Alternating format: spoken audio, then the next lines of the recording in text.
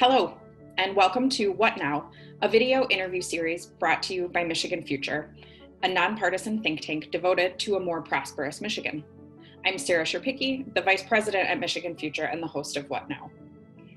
As we've watched our state and the nation respond to the coronavirus crisis, we've observed that the pandemic is shining a spotlight on issues that were pressing before the pandemic, but are now under even starker relief. We don't want to miss the opportunity to ask, what would success look like for our communities on the other end of this difficult experience? And that's the origin of What Now. We want to explore issues that mattered before the pandemic, but have been exacerbated by it, and the ideas that could help us emerge as a more prosperous community on the other side. We chose to make education the subject of our first series because it has suffered major disruption this year, but it's also an area where we were in urgent need of new approaches before the pandemic started.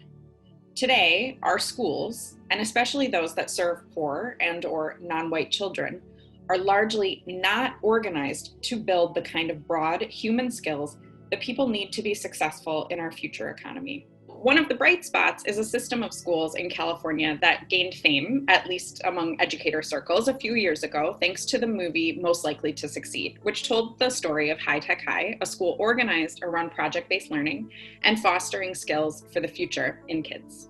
Today, we're lucky to be speaking with Dr. Sarah Fine, an educator, ethnographer, and the director of the San Diego Teacher Residency at High Tech High Graduate School of Education.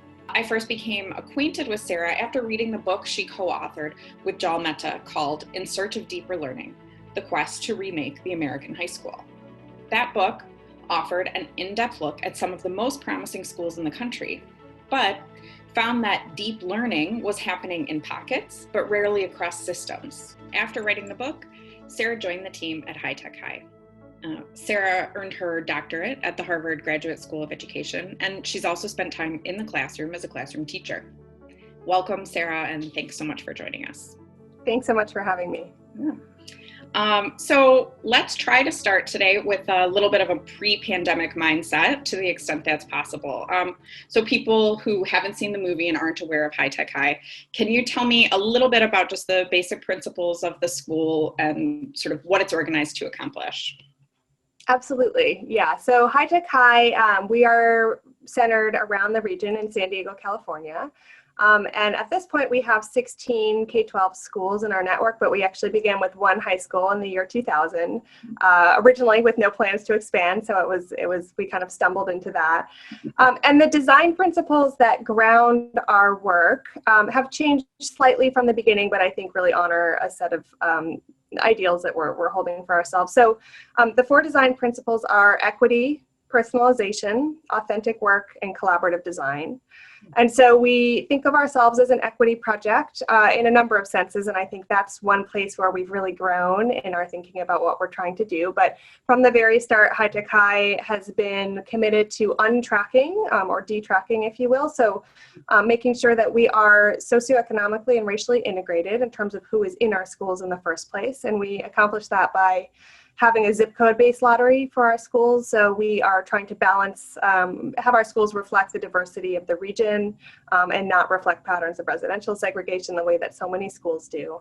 But then beyond that, I think once we're inside of our schools, we're not tracking students. We're trying very hard not to sort them by perceived ability, by race, by class, by ability or disability, and so on. And so we're really trying to strive for the ideal of truly integrated schools and have kids learn with and from peers who are very different from them and who they might not otherwise get a chance to really forge meaningful learning relationships with. And we do that all the way, obviously not a huge number of elementary schools are deeply tracked, but we are committed to untracking all the way through high school. And so, for example, we don't offer advanced placement courses. Students are welcome to take the APs if they want to, but we're really committed to making sure that kids are learning together in community with a really diverse, rich array of peers. So that is, and I'd say our equity work more recently has also really folded in questions around justice, restorative justice, what it means to disrupt patterns of oppression that play out in schools beyond just patterns of tracking and sorting, thinking about anti-racist, anti-bias pedagogy, thinking about what we can do in the context of our curriculum that can help students really understand themselves and their communities and take a critical lens to what the world around them. And that's a place where I think we're really growing and have committed to growth in the last number of years. Personalization, we try as best we can within our work to make sure that there's a huge number of choices and options for kids within the curriculum, beyond the curriculum. It connects to our principle of collaborative design because students are often working with teachers to design the curriculum and to design the projects that they're going to be working on, thinking about identifying authentic problems in their communities, authentic questions that they're curious to explore, and so on. So, and we also have, for example, systems of advisory for our middle and high school students where they really, our goal is that all students feel seen and known and have like rich, productive, ongoing relationships with the adults in the building and so on. So personalization is not like a kid on a computer doing a computer adapted, program in order to make sure that they're working on their level at math, though we care about them working on their level at math. It's much more about like being known and having a voice in what they are learning and how they're learning it.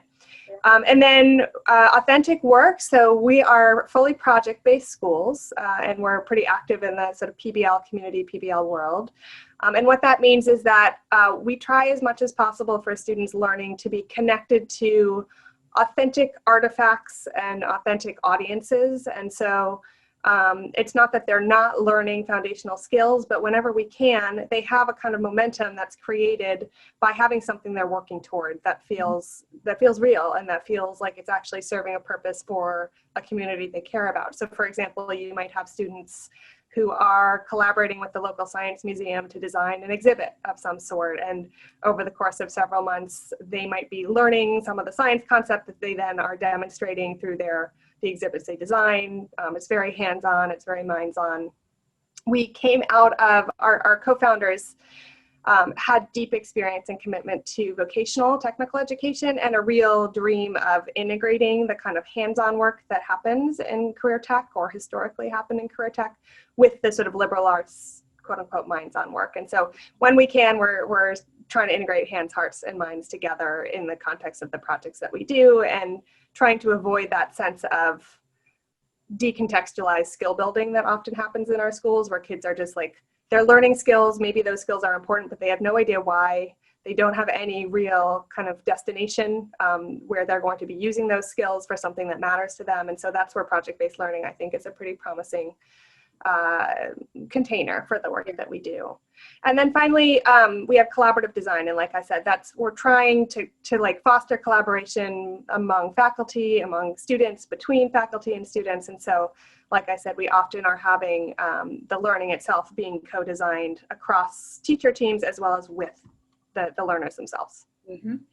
I want to go back to the idea of the authentic sort of question for a second. It's really easy, I think, to imagine yourself as a high school student and see why that would be more fun. But say a little bit more about why you believe it actually drives learning more effectively. Sure. Yeah. I mean, I think there's the piece around like when you know that your work is going to be shown to people that you care about or is producing something of value to a community that you're part of, it kind of anchors the work much and it gives it a sense of momentum and purpose that just isn't there otherwise, right? So usually if you're a 10th grader and you're studying Shakespeare, your final artifact might be 5-paragraph essay in which you analyze some choice or something, you weigh in on whether you think Ophelia is crazy or not. Right. Just as an example, as a former high school English teacher. and first of all, like that form, right, we could talk a lot about how inauthentic that form might be in terms of the actual work of the field. But more importantly, like who is seeing that work? It's at most going to be like your mom and your teacher and yourself, and maybe your friend who did some editing on it. And then it doesn't go anywhere, right? Maybe, at best, it gets tacked on the wall. At worst, it gets thrown out and forgotten about, right? And so, if, for example, students are studying Shakespeare and then putting on the play itself, or potentially trying to create a play that themselves, like an original play as a class that might take up similar ideas or questions, right? Either or any of many other possibilities. All of it, and that performance is going to be for either the school community or the broader community. We've had a lot of folks who have done theater projects at our schools that are hosted by local theater companies where they're actually putting on productions for the community. And so there's just like greater stakes associated with having good work and doing work that matters, right? Because you don't want to stand up and be embarrassed, especially if you're a 16-year-old. And so there's something motivating, I think, about knowing who is going to be seeing your work, that hopefully the work is going to provoke something important to happen in the world, right? So send a message, inspire people. In some cases, we actually have our students doing like activist work in the community or lobbying work in our community or artistic work in the community that hopefully serves a need that is felt by them themselves. And so there's just more reason to want to do it, and more reason to have to do it, really, right? And it doesn't become about the grade, it becomes about the value of the product that you're creating. Yeah, well, it just feels like, I mean, you said the word motivating. You can see how it would just pull the student into developing this real increased sense of ownership over their learning, as opposed to like, I'll do what you tell me, teacher, you know, like that they would be inspired to sort of go farther with it. Yeah, absolutely. And the other thing I think is really important that sometimes gets overlooked with high quality project-based learning is the way that when you're actually co-designing something, let's use that example of a play again, just because we brought it up before. Kids are positioned differently in relation to each other than they usually are in classrooms, right? Because they're actually, like, everybody has to serve a role. Not everybody is going to be doing the same thing. Like, if everybody's doing the same thing, there's no way you could produce a play. But, you know, the kid who has a really strong artistic eye is going to be working on, you know, directing the set, and the kid who's really strong with electronics might be working on the lighting, and you know, all folks might be involved in the script, but then you actually have the folks who are ready to step forward as actors and as directors and so on.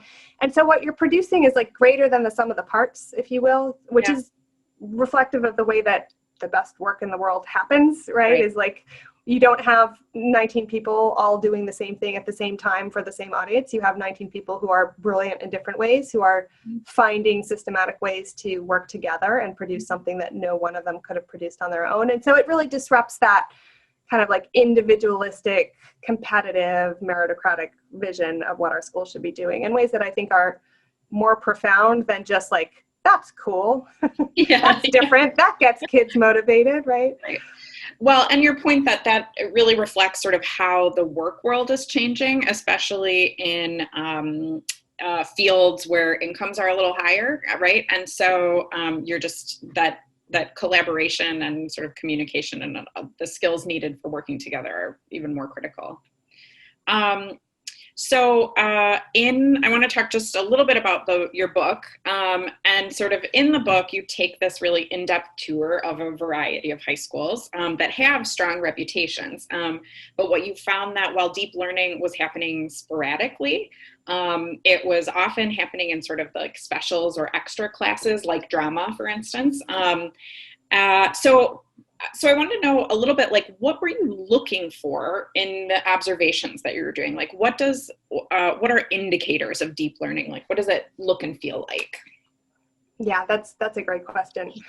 Jal and I really tried to step away deliberately from the like very elaborate observation tools and so on. Not that those are not useful for some purposes, but we were really trying to understand holistically what deep learning looked and felt like. And so we really tried to go back to like very intuitive indicators of deep learning. And so, for example, we would talk to kids about, we would ask them, when in your day does time fly by? When do you not notice like the second hand of the clock ticking, right? So, and that's to some extent a proxy for the idea of flow, right? Csikszentmihalyi and other folks have written about motivation, right? Like experiencing a flow state is in fact like deeply correlated with learning.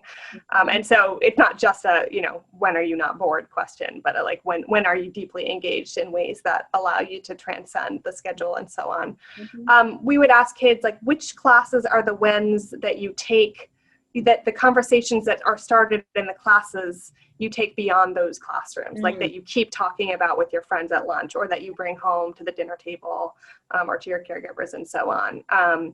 which are the classes that you just feel like your brain hurts in a good kind of way, like you just can't, right? Because kids, when we would ask them, like, what are your most rigorous classes or what are your hardest classes, and we use those kinds of words, they would immediately tell us like the classes where they had to memorize the most amount of stuff. Oh, interesting. So often it would be like a history class or sometimes a math class. Whereas when we shifted our questions to things like, where do you experience deep engagement? Where do you think that your thinking has changed the most? Where does time fly by? And so on. We got very different answers. And like you mentioned, a lot of the moments in their school day where that happened, sometimes they were academic classes, and those were always rich places to visit. But more often they were like their elective courses or their extracurricular activities. When they were in their green engineering class and they had a lot of sort of hands-on work, for example, or they were working in design teams and so on. A lot of those sort of indicators of deep learning would pop up by comparison to, you know, math class at 9:05 on a Thursday morning where you're like doing your 99th version of a certain type of algebra problem. So at Michigan Future, our focus has been on helping Michigan hopefully develop a system that teaches broad skills in all kids. And I've, mentioned them to you before, but I know they're not sort of your adopted framework, but we use the 6 C's, which are collaboration, communication, content, critical thinking, creative innovation, and confidence. So I would like to talk about how that framework might meet sort of your frameworks around deeper learning, and sort of some of the other priorities of High Tech High. Like, I don't think it feels alien to you. So I'm just wondering, how do you how do you respond to it? Yeah, I think a lot of those C's are very live in our model and in our aspirations. It doesn't mean we're always achieving them beautifully, like all school systems. We have a lot to work on. I think the 2 that stand out to me that we really, I'm excited that your framework integrates them, are critical thinking and content, not because those are the most important, but because often when you hear about quote unquote 21st century skills or quote unquote soft skills, people, in my opinion, tend to make a kind of draw a bright line, too bright of a line between things that are kind of divorced from knowing stuff, more like communication, collaboration, and so on, from kind of mastery and the more, if you will, sort of conservative traditional values of education around being able to know content, be able to think in certain ways and use your mind well. And both of those are so profoundly important and connected, right? The problem is we sometimes have schools that err, too far on one side or the other, or to your point, I think, from what you were saying about Giles and my journey through American high schools, there are a lot of schools where very few of those things take center stage, except potentially content of a very shallow kind of part. Yeah. And then critical thinking, I don't know if this is like a side note or a soapbox, but I've really thought hard about what critical thinking means, and I think in our schools and in the program I run at High Tech High's graduate school, we are thinking really hard about making a distinction between quote unquote higher order or complex thinking. So like getting kids to engage in the sophisticated processes associated with reasoning and making judgments and problem solving, which often sit like at the top of the taxonomies we all know and so on, which are very, very important and often aren't featured enough in our classrooms. And critical thinking, which in my mind is more about developing critical perspectives on the world around us and asking questions about power and privilege, and those kinds of questions require higher order thinking, require complex processes. But we're trying to really connect critical thinking as a phrase to the anti-racist purposes that we're trying to foster in our schools. I think it's been an important, for my own thinking at least, it's been an important evolution to kind of make a distinction between complex mental processes, which we want our kids to develop in, right? We want them to get to become strong analysts, for example. And you could, right? Some of our best, more traditional classrooms in our society, which often are available, of course, only to our students who are perceived to have high academic skills, and so on. Those are places where kids are often asked to do things like analysis or synthesizing ideas, right? Like writing the deep essay or having the Socratic seminar about the meaning of the white whale and Moby Dick and so on, right? And that's important, and we want kids using their brains in those ways. And we also want them having regular opportunities to practice the equally complex skill of critiquing power structures in anything around them, including in Moby Dick, right? Like, whose interests are at play? Why are certain things constructed the way they are? How do power dynamics play out here? How can we disrupt them, and so on? And so for me, like, there's complex thinking, and then there's critical thinking, and critical thinking usually involves complex thinking. But the point is more, we're trying to create classrooms at High Tech High more and more, I think, where kids are not just engaged in interesting intellectual work, but they're also engaged in regular opportunities to critique the world around them, and then act on those critiques as well. Well, an acknowledgement of perspective and those power structures, you can't really think about that with also thinking about your own voice. And your own perspective. So it's like traveling to France and understanding better what America is like. So does that resonate to you at all? Like, yes, absolutely. I think identity work we are trying at High Tech, again, it's not that we're always getting there, but we are trying really hard to have identity work serve as the foundation for everything kids do all the time. And so, for example, I was just talking with one of our veteran math teachers who was telling me that one of her first moves that she makes when she has kids look at a new problem, math problem, is like, where do you see yourself in this data? Right, like literally, in this case, she's talking about when she teaches a course on statistics. But, you know, the first question is about positionality and an identity and connection, rather than not even, you know, and that can be a lever to questions around, like, what patterns do you notice? What do you wonder? What sense do you make of this? What competing interpretations might we proffer? And so on, which are connected to the types of thinking we'd like kids to get really good at, but also the piece of, like, where are you in this?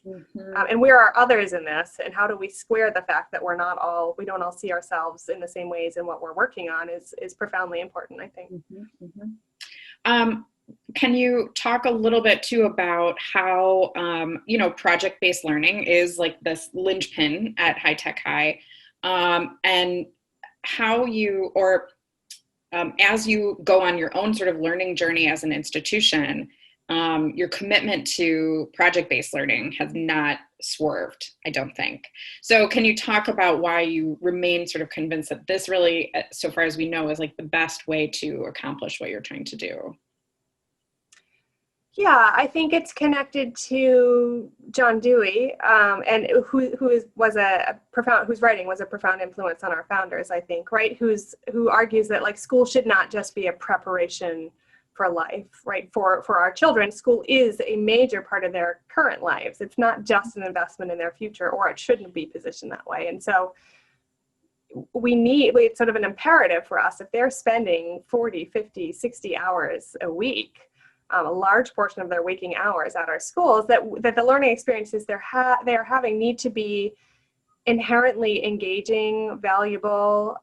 Ideally, they're actually producing work that is of genuine value to a community, whatever that community may be, rather than just like 12 years of preparation for some future that we've imagined for our students, not even with them. And so I think project-based learning, it's a container. It can be done badly.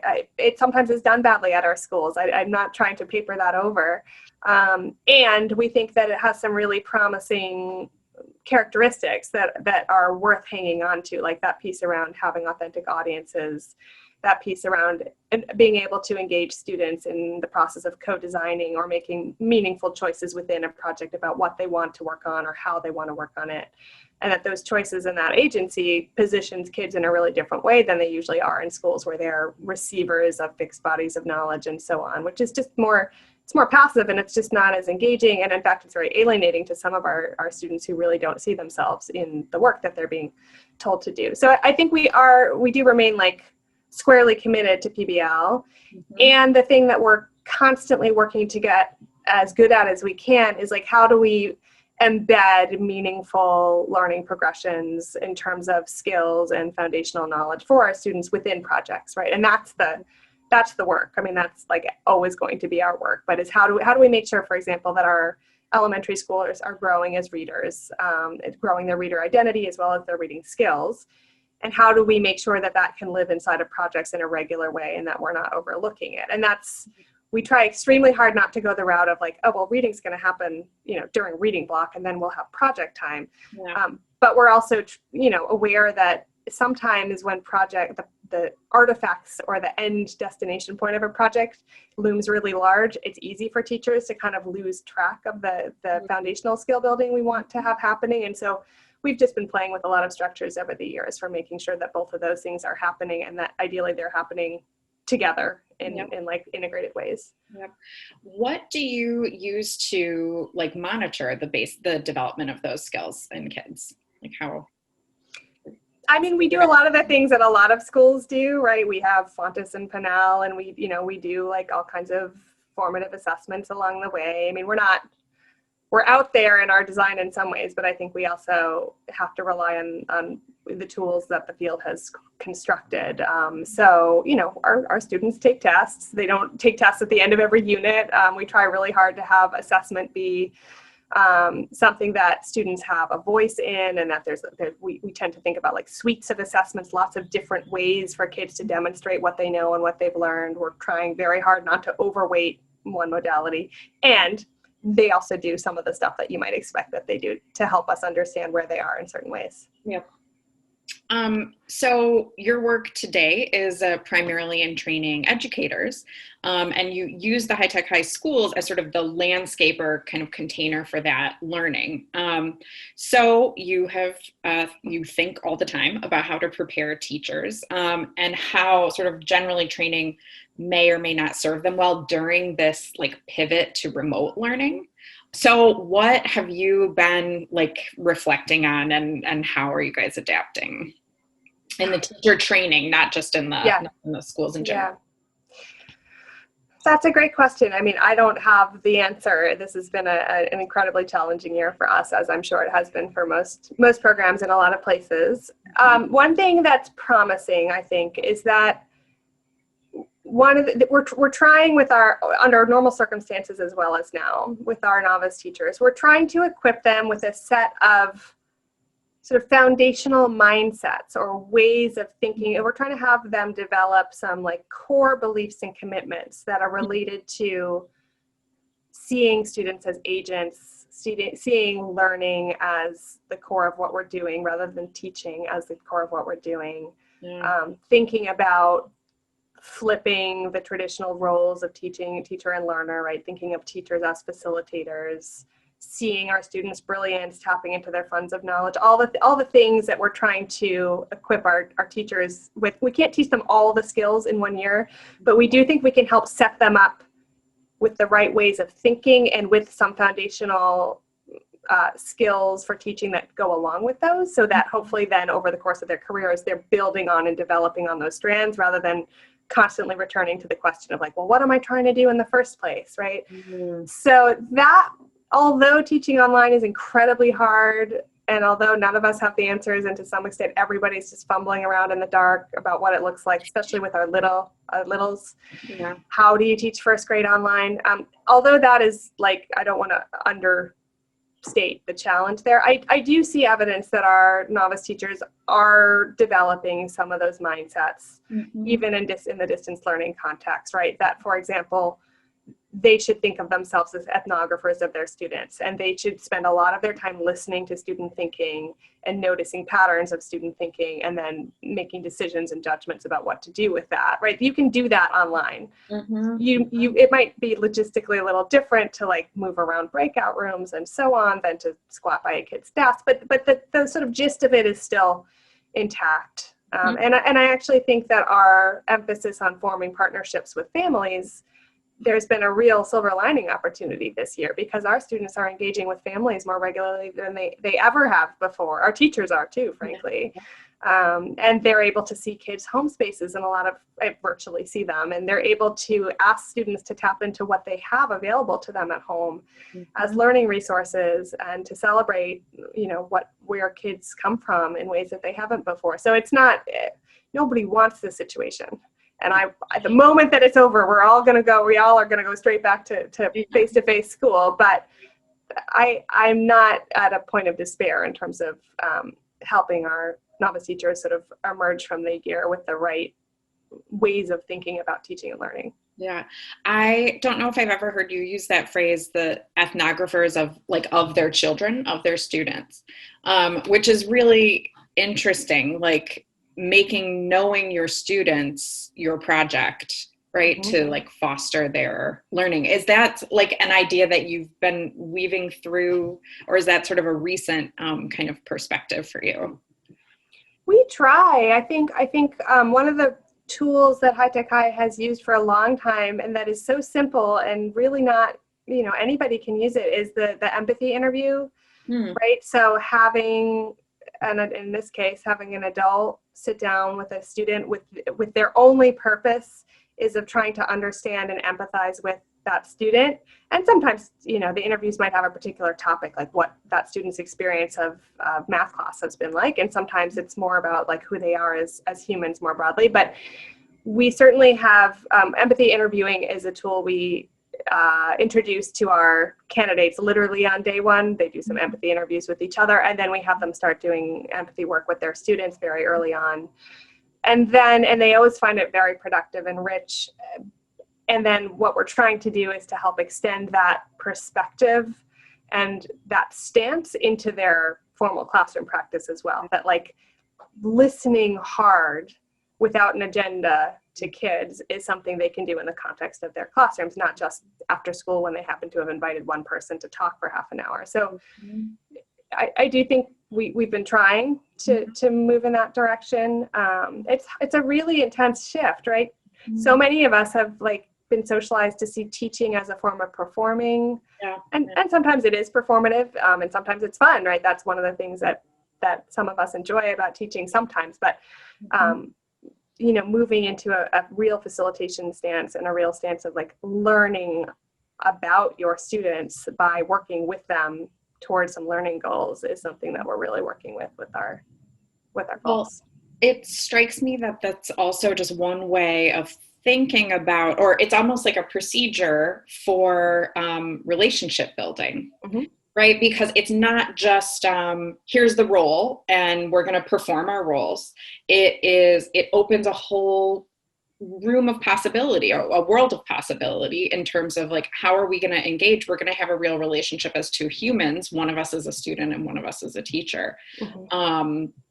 But it's like so fruitful. And I feel like, especially right now, relationships are so critical in this centering relationships in this like distance environment. So that just feels like a really strong foundation for that. Has that been true? Like, is that, yeah. Yes, I think similarly, we also, as a whole network, not just my program, are very grounded, I think, in the fact that relationships have to come first. Being humans together has to come first. It always does, but especially now, it really, really does. I think it's never been more clear to us how profoundly important that is. I think that our teachers have put in a huge amount of work to get to know their students and students' families, like I said, as well. And I think in some ways more than normal, we've not let ourselves off the hook, but let ourselves really honor the fact that the moment that something comes up that's about something going on in a student's life that's not about the learning goal, it's time to pivot and address that thing, rather than kind of feel like we're all victim to, the worksheet that we committed to finishing during the period. So I do think that flexibility is being modeled for my students even more powerfully than it often is in classrooms. Yep. I also think, there are some dimensions to relationships that you just can't build online, right? Like I think about my elementary school teachers, the experience they get being out on a playground with their students and watching and listening to their students play is so important. Even with that idea of being an ethnographer of your students, right? Watching and listening to young children play, it gives you a window into so many different parts of their learning and their identities and the problems that they're grappling with and the questions that they're curious about. And so, those are just missing right now in really disappointing ways. Yeah. Well, so talk a little bit about just sort of the main shift. I mean, you guys are all remote, I believe. So what have been the key things you've tried to center in that shift to remote learning? Yeah. I don't think, first of all, I really don't think that high tech is any further along than most places are with remote learning, with the big exception that I think we already had a strong sense of community building and relationship building and a very strong focus on belongingness. And so those practices and that stance and that orientation is already very strong in our schools. And so I think we didn't have to have a lot of conversations and arguments about, how much academic work should we be getting through right now. It was more like absolutely community building first and always. So I think we're doing pretty well with that. I've seen different teachers go about it different ways. I think some teachers of older students are really able to preserve the project as the unit of the way that we organize our learning. I've seen students who are doing podcasts about their experiences of quarantine. I've seen students who are interviewing other folks and doing some advocacy and activism work around the response to the pandemic. There's a lot of using this moment as a text for inquiry of some kind. And then, of course, other teachers feel strongly, and I can understand this perspective, that leading into the pandemic as a text could be traumatic for kids who really need a break from thinking about everything going on. And so I've also seen teachers who are doing deep investigations into natural phenomena that kids are able to access. My second graders teacher, who's a high tech teacher, is having them do inquiries into problems that they observe in their own neighborhood, and they're building neighborhood maps, and they're building in solutions they can imagine to problems they've identified, and then they're presenting those. And so I do think there's an effort to preserve the project-based nature of what we do. And of course, there's far fewer opportunities to get in front of authentic audiences and to get out into the world and to do hands-on work in collaboration with other students. They can do hands-on work on their own, but usually we have kids doing a lot of field work outside of schools, beyond the school walls. That's a really important part of how we imagine projects. Can you talk a little bit about just do your priorities change at all, or maybe not priorities, maybe strategies, but the answer is yes. So really, how, from your littles to your high school kids, what feels most important at different ages? Yeah. Well, I should go back to our origin story a little bit, which is that, High Tech High, as you might infer from the name, was originally a high school, and our founders were, former teachers and leaders of high schools. And so I do think that our model originally, as it was kind of originally conceived, worked extremely well for adolescents and early adolescents. And we grew down as a network rather than up in the way, some school networks will begin with elementary and go up. And so I actually think one of our big learning edges for the last 5 to 10 years has been around elementary school and the ways in which project-based learning and our particular model of project-based learning do and don't integrate well into the elementary context. And so I think back to the point around foundational skill building and learning through projects rather than separating projects out, I think our middle and high school projects tend to more fully be able to encompass skill building and academic competency building within projects, right? Like if you're working to create scale models of a scientific phenomena that you're then going to present to a group of engineers, for example. There's a whole lot of science content that you need to know in order to do that, and you can ideally do it in an inquiry-based way, but it's directly connected to the artifact that you're working toward. Whereas I think with elementary schoolers, sometimes we feel that if the foundational skill building that needs to be happening continuously doesn't fit neatly into a project, we have to do it anyway. And ideally it does fit neatly into the project, but I think in the last few years, there's been a much stronger sense of if it doesn't fit into the project, you still got to do it. And so if the project work that kids are doing in a given week or two isn't yet including a lot of writing practice, for example, then kids are going to have writing workshop regardless. And ideally the content or the themes of your writing workshop might be connected to the project. But we've gotten, I think, less apologetic about making sure that kids are getting a balanced load of skill building in elementary schools. And the best projects in elementary still have that quality of folding in foundational skill building. So, for example, there was a beautiful project 2 years ago where a kindergarten class, the team had taken a look at the playground outside of the school and noticed that it was really just underdeveloped and like it was just a big blacktop. And they engaged the two kindergarten classes in like a semester-long project where the kids designed and built a new section of the playground. And it was amazing. I mean, but the really impressive thing about this project was not just that kids were creating something of value to the whole school community and of value to themselves as kindergartners, who are often not, seen as the most creative and capable agents in an elementary school. It was also that the teachers beautifully integrated the math and literacy work all along the way. So the kids were mapping, doing scale models of the playground and thinking about where the sunlight hit at certain points of day. And they were doing surveys of other students in the school to find out what kinds of playthings they wanted to see. And they were categorizing and doing bar charts out of those surveys. And they were reading about play spaces and writing about play. And they were studying their own play. Like, why do people play? Why do we play? What do we like to play with? And so on. And so there was a huge amount of literacy and numeracy integrated into the project, which is, I think, our ideal at our schools, but it's not always as easy to do or as beautifully done as it was in that project. Yeah.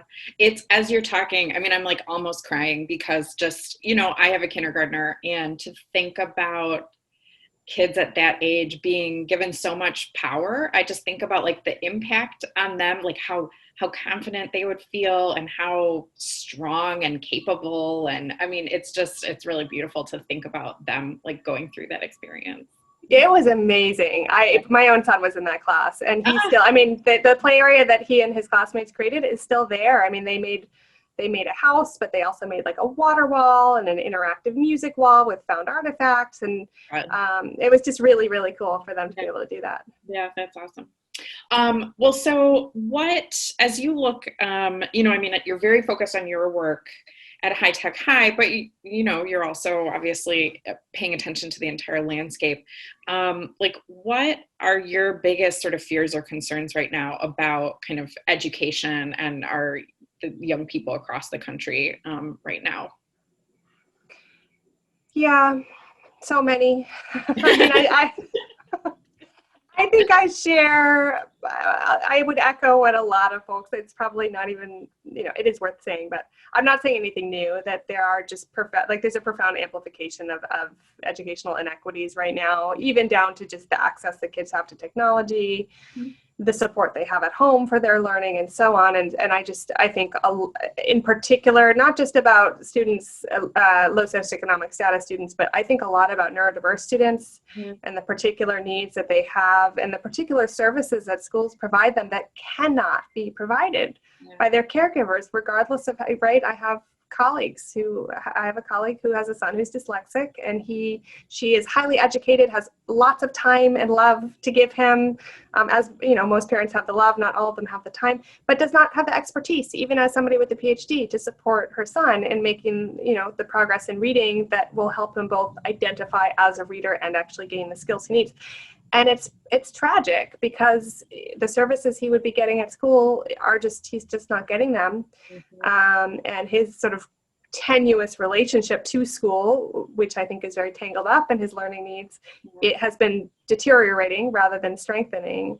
And he's in a profoundly advantaged situation at home. And so then I think about all the students who have learning needs, who also are in homes where their parents are essential workers and so on. And so there's that equity piece. And then anecdotally, I've just heard, and I'm not surprised, about a lot of school districts that are just reverting to incredibly traditional teacher-centric ways of teaching because they haven't had the time or space or support or imagination to do something else. It's not that anybody has malintent. It's just nobody knows how to do this. And so the lowest common denominator is like, let's film teachers lecturing at their students and then give them a worksheet to fill out, which unfortunately is what happens in a lot of our high school classrooms anyway. But I feel like it's like pushing us back several decades, whereas there are a lot of pockets where more promising student-centered practices are starting to emerge. I think it's really hard to imagine how you put those online and how you put those online for large numbers of students. And so I know of districts that are just mandating, even, for example, like rather than doing an interactive read aloud to young students, teachers are being told that they need to record themselves reading out loud so kids can do it asynchronously, which on the one hand has some real sense because of the equity issues of when kids can get online. And on the other hand, think about the lost opportunities for kids to interact with their teacher around content, even just in something as simple as reading a book to them. So there's a lot of worries I have. Yeah. And if we could sort of think about like a wild dream, what if that's causing, I try to think, what if it is really waking people up to the fact, as you said, a lot of schools are just doing that anyway. And now it's even more visible because the school is like in your home. So I think we're at least hoping this is an opportunity to think about how do we, twist things on their head a little bit. What would be your big dream? Like, what would be your hope for American kids? I think my colleague Jell has written a little bit about this. In fact, he had the genius idea to compare what could be happening right now educationally to Marie Kondo. And he wrote a piece, which I love. Yes, but right, the idea with Marie Kondo is, if I understand it right, because my drawers look horrible and I have never done that, it's like you think about what brings you joy and what is utterly essential, and then you let everything else go. And you make some really hard choices, or what might feel originally like hard choices about what is central to what you care about, and what motivates somebody and what is not. And you sort of strategically choose to turn away from certain practices. And I think we could be doing that. I think his argument, and I really agree, and have thought about it a lot, is like, what is essential to what we're trying to do in our classrooms? Is it preparing students for standardized testing? I'm not convinced that many teachers in their hearts really feel like that. They do feel like they don't have a lot of agency to change the fact that those aren't valued. But given that this is such a disruption to how everything works in our schools, I wish, and I'm guessing there are some amazing pockets where this is happening, where it's an opportunity for teachers to say like to hell with that. Like, no, we're not doing that. We're going to do the stuff where I see my kids really engage, and we're going to do more of that stuff. And we're going to see how that can become the foundation for, other pieces of learning I'd like to bring in, rather than just hanging on for dear life with the practices that we think are kind of the normalized practices of schooling. And yet I think not that many people, and this is nobody's fault, but a lot of us are just in crisis mode, right? Like, you're responding, you're reacting, you feel incompetent, you feel like you don't have enough time to do good work.